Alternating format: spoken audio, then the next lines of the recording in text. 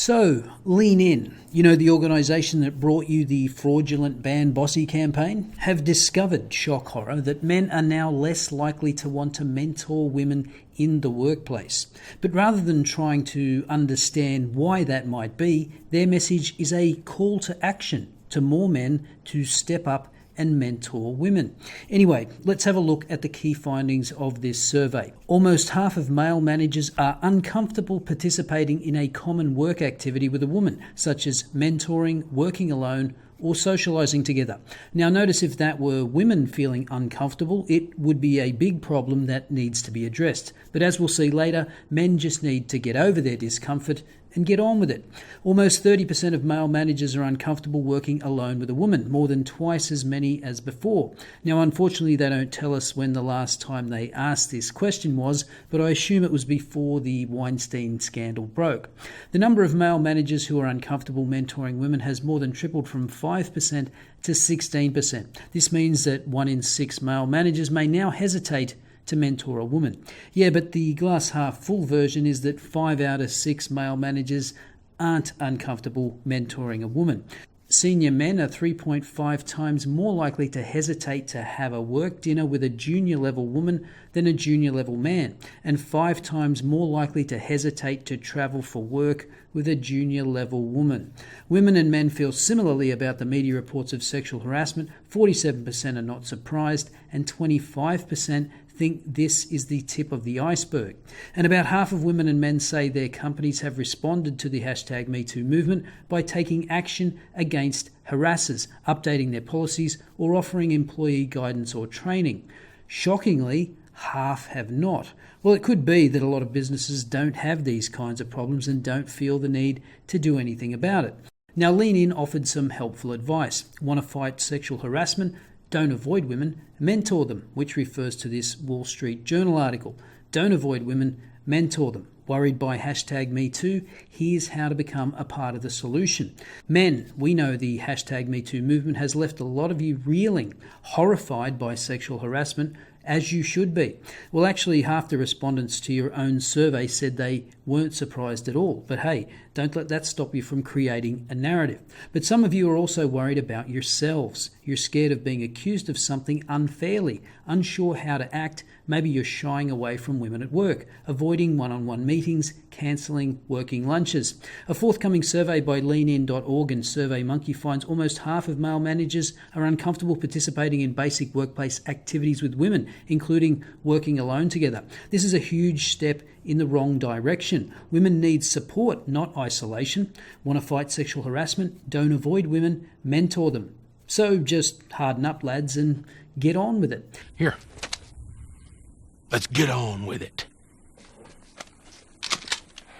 So as usual, this conversation is being framed as men harass women, and therefore all men need to step up and do something about it. But I'd just like to remind everyone of a simple little factoid. In Australia last year, we learned that 34% of sexual harassment victims are male. And not only that, the fastest growing category of sexual harassment is females harassing males. So I would just like to call on all the female managers out there and remind them that now is not the time to step back, but to start mentoring the young men in your organisation. Now, possibly the most dismissive paragraph in this article is the following.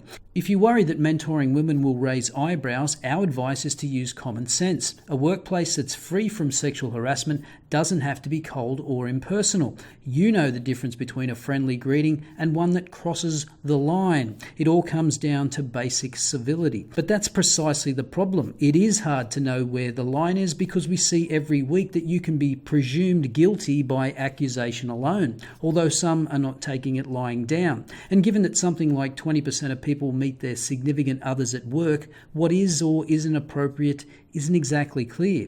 What if you think you're getting all the right signals, so you ask someone out, but you're mistaken? Now you could be up for sexual harassment.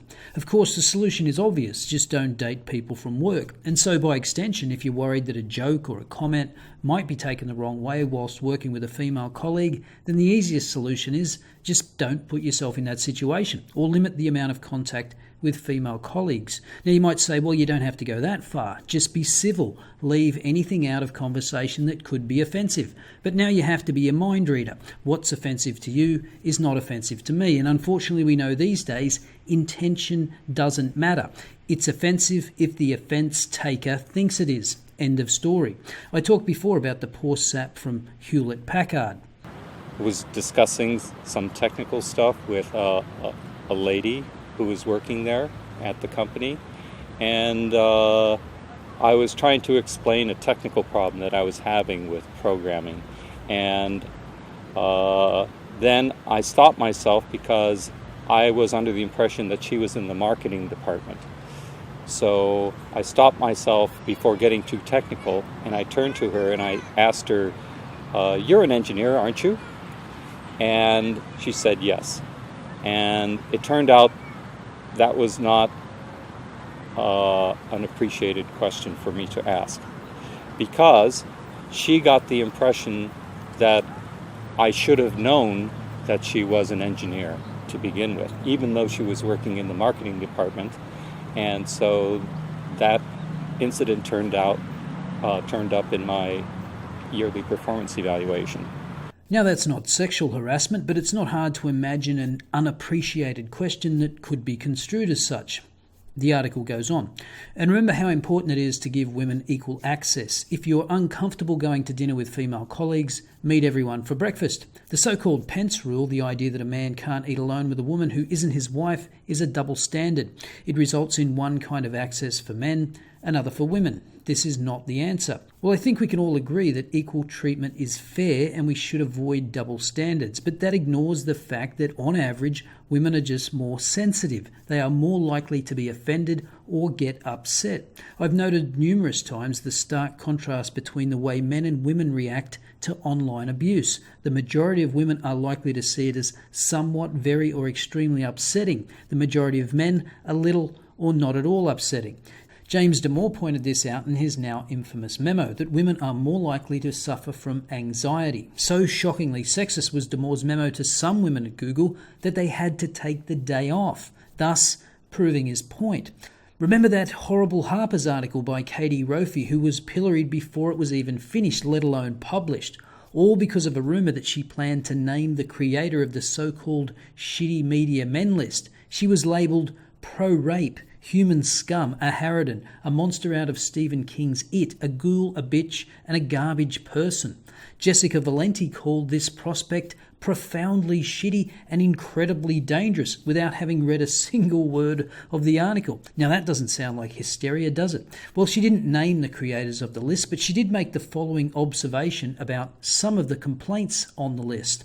To do a close reading of the list, some of the offences on the spreadsheet: creepy DMs, weird lunch dates, leering, flirting, violent language, and leading on multiple women online seem not quite substantial or rare enough to put into the category of sexual misconduct. I'm not even sure they merit a warning to a hopeful young employee. I have graduate students who go on to work for these sorts of publications, and I'm very mother hennish about them. But I can't imagine sitting with one of my smart, ambitious students in my office, lined with shelves of books like The Second Sex and a Room of One's Own, and I Love Dick and the Argonauts, saying, before you go work there, I just want to warn you, that guy might leer at you. I would worry I was being condescending, treating her like a child who doesn't know how to handle herself in the world.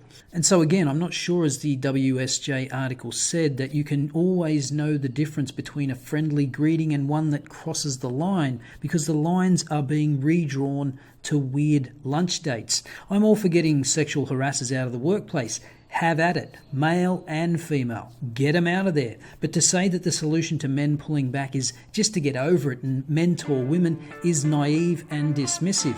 Lean In might want to address the underlying reasons why some have opted to lean out. I'll see you next time.